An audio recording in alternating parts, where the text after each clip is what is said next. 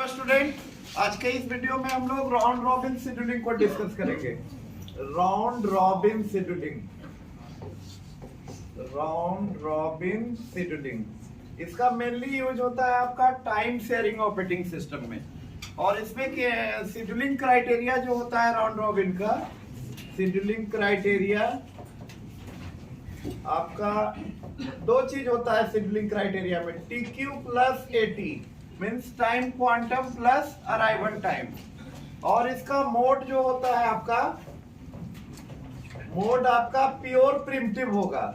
Pure primitive इसलिए बोल रहे हैं क्योंकि अब तक का जो शेड्यूलिंग हम लोगों ने देखा, जैसे SJF, तो उसका आपका SJF नॉन प्रिमिटिव था, उसका प्रिमिटिव वर्जन था SRTF, shortest remaining time first.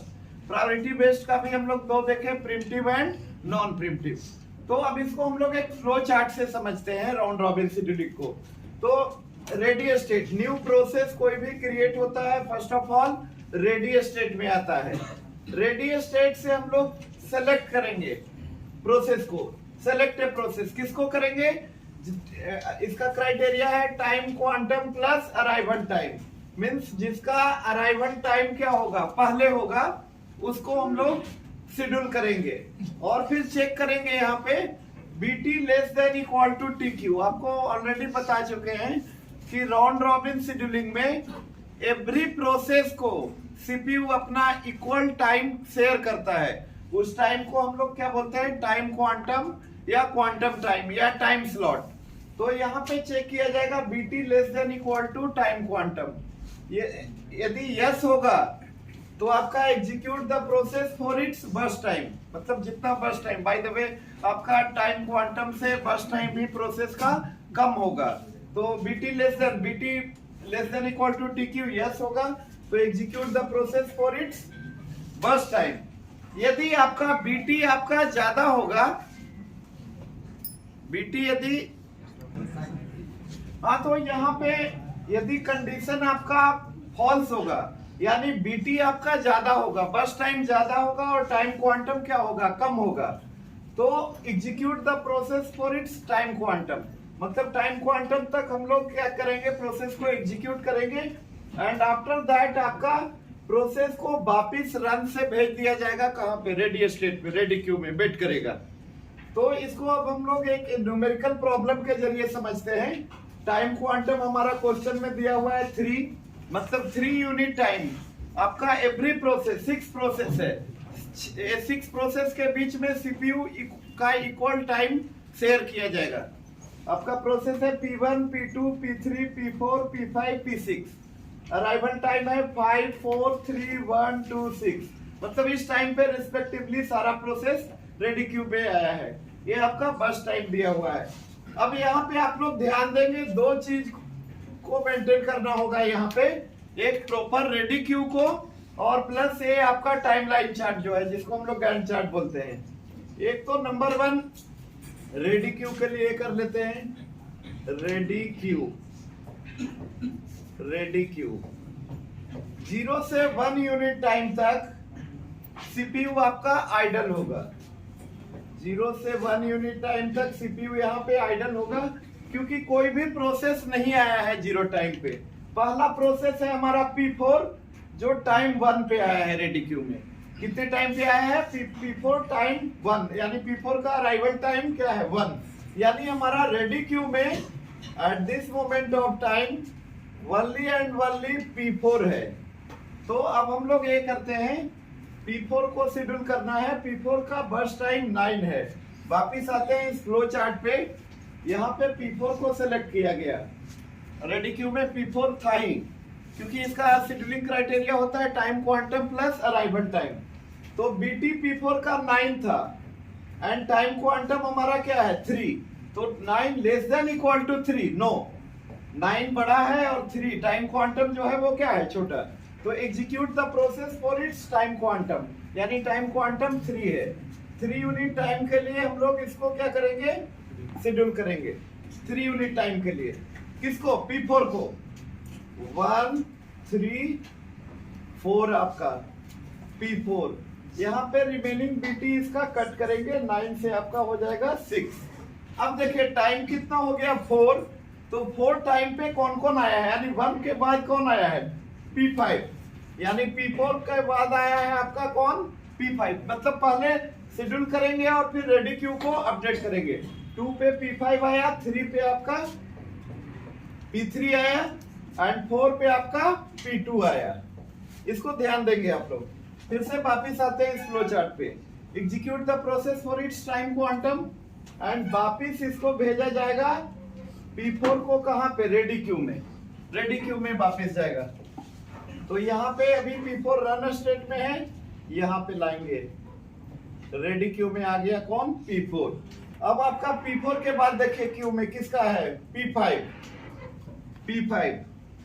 P5 का बर्स्ट टाइम 2 है। तो वापिस आते हैं फ्लो चार्ट पे। अभी यहाँ से P5 को सेलेक्ट किया जाएगा, 2 less than equal to 3, yes 2 आपका लेस देन है किससे 3 से। तो execute the process for its BT। तो BT कितना था 2, BT कितना है P5 का 2, तो 4 to 6 P5 रिमेनिंग BT लिखने की जरूरत नहीं है, ये आपका बता चुके हैं फ्लो चार्ट में। Execute the process for its burst time, time quantum 3 है बट आपका बर्स्ट टाइम 2 ही था, 2 यूनिट टाइम के लिए चलेगा। आफ्टर दैट प्रोसेस आपका जो है P5 वो टर्मिनेट हो जाएगा, P5 टर्मिनेट हो जाएगा। अब 6 यूनिट टाइम तक देखिए कौन आया, पहले रेडी क्यू को अपडेट करेंगे। P1 आया 5 पे एंड P6 आया 6 पे। सारा प्रोसेस का अराइवल हो चुका है रेडी क्यू में, कोई भी प्रोसेस बचा हुआ हमारा नहीं है। अब चांस किसका आता है P3 का बर्स्ट टाइम कितना है 7, तो 3 यूनिट चलेगा 9 P3। BT यहाँ पे ज्यादा हो रहा है, BT आपका ज्यादा है और टाइम क्वांटम क्या है कम है, तो वापिस से रेडी क्यू में हम लोग भेजेंगे किसको, आपका P3 को। P3 वापिस यहाँ पे आ जाएगा रेडी क्यू में। P3 के बाद अगला है P2 का आपका 6 है, तो BT यहाँ पे ज्यादा है 9 12 P2 3 बचा। वापिस P2 आएगा यहाँ पे रेडी क्यू में। P2 के बाद आपका P4 का 6 है, अगेन 3 यूनिट चलेगा 12 3 15 P4 एंड अब बच गया 3। नेक्स्ट आपका P4 शेड्यूल हो गया। P4 के बाद है P1 का भी BT ज्यादा है, BT less than equal to TQ no. तो execute the process for its time quantum 15 and 3 18। आपका P1 शेड्यूल होगा, P1 का रिमेनिंग BT 2 बच जाएगा।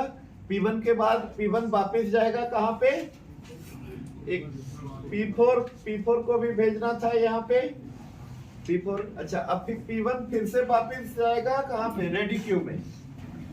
अब आपका P1 के बाद आपका P6 है। P6 का टाइम क्वांटम और बर्स्ट टाइम दोनों मैच कर रहा है, तो लेस देन और इक्वल टू हम लगाए थे यहाँ पे, लेस देन और इक्वल टू, तो कोई दिक्कत नहीं है, यस ही होगा कंडीशन।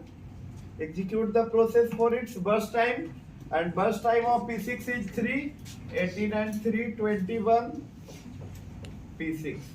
P6 आपका एग्जीक्यूट हो गया। P6 को रन से रेडी क्यू में लाने की कोई जरूरत नहीं है। अब आपका P6 टर्मिनेट। P6 के बाद P3 है, P3 का अभी भी 1 ज्यादा हो रहा है, तो 3 यूनिट के लिए ही करेंगे 21 एंड 3 24 P3 1 बच गया, वापिस आएगा P3 रेडी क्यू में। P3 के बाद है P2 का 3 है, 24 एंड 3 27 आपका P2 को रन से रेडी में भेजने की जरूरत नहीं है। P4 27 एंड 3 30 27 एंड 3 30 आपका P4 टर्मिनेटेड, यहाँ पे P4 लिखेंगे। P4 भी एग्जीक्यूट हो गया। अब बच गया हमारा P1 and P3। P1 next chance है आपका P1, तो 30 एंड 2 रिमेनिंग BT 2 बच रहा है, 32 P1 gets executed.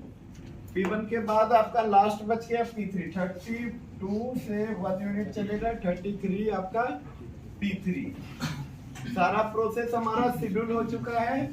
Completion time of P1 P1 का है आपका 30 पे स्टार्ट हुआ, 32 पे कंप्लीट हुआ, 32।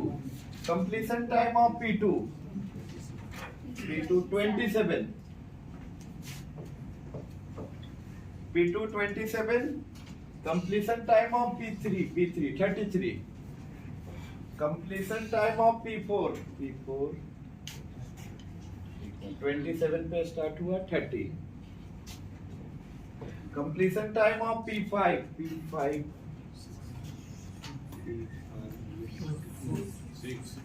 P5 का कंप्लीशन टाइम आपका 6 है। कंप्लीशन टाइम ऑफ P6 21 पे कंप्लीट हुआ। तो ये कंप्लीशन टाइम होगा। अब आप लोग turn around time, waiting time and response time calculate करेंगे। तो राउंड रॉबिन शेड्यूलिंग का मेनली यूज होता है टाइम शेयरिंग ऑपरेटिंग सिस्टम में। Okay, thank you.